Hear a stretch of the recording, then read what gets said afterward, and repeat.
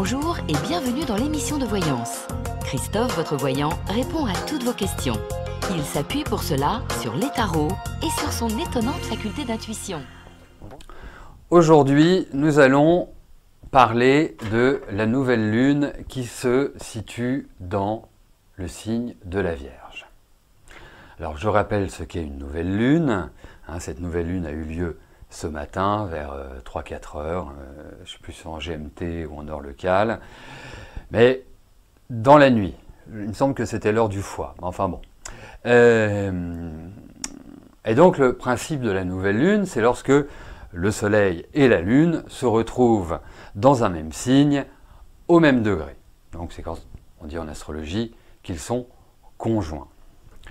D'une manière générale, une nouvelle lune est faite pour initier de nouveaux projets, pour faire de nouvelles rencontres, pour s'exprimer, pour imaginer. Les énergies pendant cette période de 2 semaines vont être stimulées. C'est une période où il est extrêmement important d'aller de l'avant, de concrétiser, de matérialiser, puisque tout ce que nous initierons sur cette période-là aura de fortes chances de se pérenniser. Et d'autant plus qu'il est important que ces actions viennent de nous. C'est une période où, entre guillemets, on peut s'individualiser, se prendre en main, en quelque sorte. Donc cette nouvelle lune se situe dans le signe de la Vierge. La Vierge est en relation avec la notion de service, l'application dans nos tâches récurrentes au quotidien, notre organisation de vie, notre hygiène de vie, nos habitudes, la routine, en quelque sorte. Je trouve que cette nouvelle lune est particulièrement douce. Alors, certes, il y a des aspects qui ne le sont pas forcément, mais avec ce que l'on a pu voir ces derniers mois, fin d'année, début d'année, ça reste une nouvelle lune qui est, je dirais, dans son ensemble, plutôt positive et nous donnant le temps de faire les choses.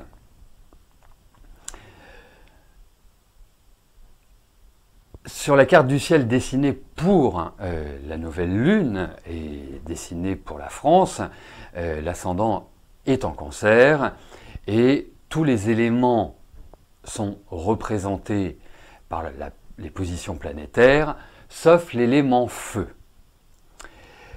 Ce qui peut induire des énergies, des volontés moins affirmées.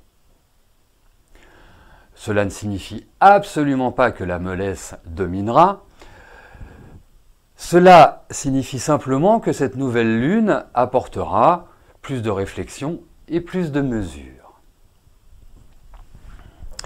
Quelles sont les forces en présence? Quels sont les aspects astrologiques? Alors nous allons avoir le trigone d'Uranus à la conjonction Soleil-Lune, nous allons avoir l'opposition de Neptune à Mars, nous allons avoir le trigone de Pluton à Mars, nous allons avoir également, je les ai oubliés tous, des aspects de Saturne, oui, trigone Mercure, ça y est. Voilà les principaux aspects. Donc, il n'y a réellement qu'un seul aspect qui soit, entre guillemets, négatif, c'est l'opposition Neptune-Mars. Donc, nous allons commencer par le trigone d'Uranus à la conjonction Soleil-Lune. C'est une relation positive qui va, en principe, nous donner le besoin de renouvellement, de libérer les énergies et de se libérer des contraintes ou de situations qui ne nous conviennent plus. Dans cet aspect, il y a indiscutablement un besoin de nouveauté, un besoin de sortir de la routine. L'autre point, c'est que cela ouvre aussi à des intuitions fortes sur notre avenir. N'oublions pas qu'Uranus est la planète de l'astrologie. Cela va développer aussi une créativité, et une créativité moderne, des idées originales. Nous aurons le besoin de pousser les murs, de sortir de notre train-train quotidien qui s'exprime à travers cette relation planétaire. Il faut quand même faire attention à une chose, c'est qu'Uranus est rétrograde à l'heure actuelle. Donc, de ce fait, nos décisions ne doivent pas se prendre contre les autres ou d'une manière infantile. Nous allons passer au trigone de Mars-Pluton. Alors le trigone de Mars-Pluton, c'est l'action dans toute sa splendeur, c'est la capacité à savoir ce que l'on doit faire au moment où on doit le faire. Ce sont des énergies qui sont croissantes, qui sont dynamiques et qui sont motivantes. Donc, principe de Mars-Pluton, c'est être à l'aise dans ses baskets pour agir. Mais malgré tout, il faut faire attention à une chose, c'est que ce trigone est complété d'une opposition entre Neptune et Mars. Nous avons parlé de changement, nous avons parlé d'action. Il est très utile avec une opposition Neptune-Mars de ne surtout pas se précipiter ou d'entamer des actions sur un coup de tête sans avoir véritablement cerné tous les tenants et les aboutissants.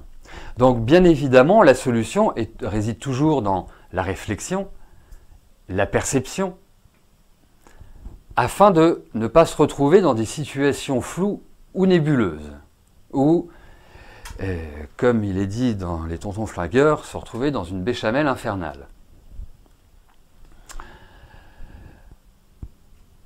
Nous avons également un aspect qui est très intéressant, qui est le trigone entre Saturne et Mercure. Cela apporte énormément de concentration, de réflexion, du pragmatisme. C'est le meilleur aspect pour la structuration de la pensée et analyser avec justesse ce qui doit l'être. Il y a un aspect qui vient de me revenir. Je ne sais pas pourquoi je l'oubliais, mais en tout cas, je l'ai oublié, mais il m'est revenu, c'est le carré Pluton-Vénus. Alors, le carré Pluton-Vénus, c'est la passion douloureuse. Ce sont des ruptures affectives, car nous n'arrivons plus à supporter ce que l'on vit. C'est une espèce de déchirement intérieur.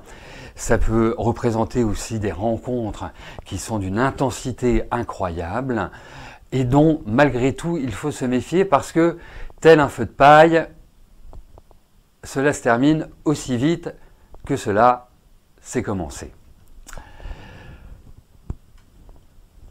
Donc, je terminerai par l'aspect Jupiter, Trigone et Vénus. On garde quand même ce qu'il y a de mieux pour la fin. Là, le trigone Jupiter-Vénus, les deux grands bénéfices qui sont en aspect extrêmement positif, peut permettre de retrouver des positions équilibrées, peut permettre aussi, lors de litiges, de trouver des terrains d'entente, oui, de trouver un accord en quelque sorte. Et c'est une excellente phase, même si Jupiter est rétrograde, c'est quand même une excellente phase pour le déploiement, pour le développement d'activités qui peuvent être artistiques avec Vénus, ou en tout cas, ça peut jouer aussi un rôle protecteur sur des relations existantes. Donc, ce qui est important, c'est que là, vous avez, d'une certaine manière, les aspects bruts de décoffrage.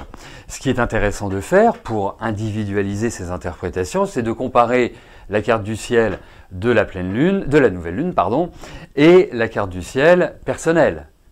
Et en fonction, je dirais, des aspects que cela générera, eh bien, ça axera plutôt dans un sens ou plutôt dans l'autre. Donc nous allons terminer cette explication de la nouvelle lune en Vierge par les signes. Alors quels sont les signes qui sont favorisés par cette nouvelle lune? Tout simplement d'une manière générale, les signes de terre, Vierge, Capricorne et Taureau. Ceux qui devront s'exprimer dans une certaine retenue, qui ne devront pas s'enflammer, sont les Gémeaux et les Sagittaires, et notamment ceux du deuxième décan. Pour les Scorpions, vous savez, chaque année, il y a un signe ou un axe, puisque les signes fonctionnent par binôme, chaque année, il y a un signe qui, entre guillemets, déguste. Et là, cette année, ce sont plutôt les Scorpions et les Taureaux, voire chouïa les Lions, qui sont dans des phases où les aspects, où les planètes les limitent, les freinent, leur présentent d'une certaine manière la réalité de la vie en face. Et ça s'impose complètement à eux. Donc, même si cette nouvelle lune est tout à fait favorable à ces trois signes, puisque sont en aspect positif, ces trois signes-là doivent s'attendre à des frustrations, à des blocages, comme si dans la vie quotidienne, vous dépendiez plus des autres que de votre propre volonté. Donc en quelque sorte, vous subissez plus les décisions, plus les rythmes de vie extérieurs que le ou les vôtres. Donc c'est un moment idéal pour lâcher prise, pour prendre du recul, afin de voir les situations empirer. Le meilleur conseil que je puisse vous donner, c'est n'allez pas, j'allais dire, au combat type poids lourd à l'heure actuelle. Essayez plutôt de contourner les obstacles, essayez plutôt de gagner du temps, parce que ce qui se passe toujours en astrologie, c'est que lorsque l'on subit des carrés et des oppositions, par la suite, ces carrés et ces oppositions, respectivement, vont se transformer en trigone, puis en quinconce, puis de nouveau en trigone. Donc, il y a des périodes, on va appeler ça néfastes, qui laisseront d'ici quelques mois, voire peut-être une petite année, des périodes beaucoup plus fastes pour ces trois signes-là. Et pour les autres signes, écoutez, cette nouvelle lune ne présente pas d'effet particulier. Donc, vous l'aurez compris, ce que je puis vous dire en conclusion, c'est que c'est une nouvelle lune qui, si les choses sont bien gérées, si on ne prend pas des vessies pour des lanternes et qu'on agit comme un phoque dans une baignoire, eh bien, on a toutes les chances de pouvoir mettre en place nos nouveaux projets. On a tout à fait la possibilité de consolider nos situations, de nous organiser différents, d'accorder également à notre vie affective une place plus sereine, sans pénétrer tous les méandres un peu de jeux psychologiques qui peuvent exister dans les relations affectives, parce que là, on tombera sur le carré Pluton-Vénus, et là, ce sera la porte ouverte à la souffrance. Donc, c'est une nouvelle lune dont il faut profiter, dans notre quotidien, dans notre travail, dans notre hygiène de vie également. C'est extrêmement important de le faire à l'heure actuelle. Voilà, écoutez, je vous remercie de votre attention. Vous pourrez retrouver l'explication de la nouvelle lune sur le site www.émissiondevoyance.com dès demain matin, au plus tard. Peut-être qu'elle va être mise dès aujourd'hui. Et puis, bien évidemment, il va y avoir d'autres événements astrologiques dont je vais vous parler. Nous allons avoir la rétrogradation de Mercure, nous allons avoir la pleine lune, nous aurons la fin de rétrogradation de Jupiter, l'entrée de Jupiter en Poisson. Donc, il y aura de quoi alimenter nos émissions spéciales en astrologie. Voilà, merci de votre attention et à très bientôt. Au revoir.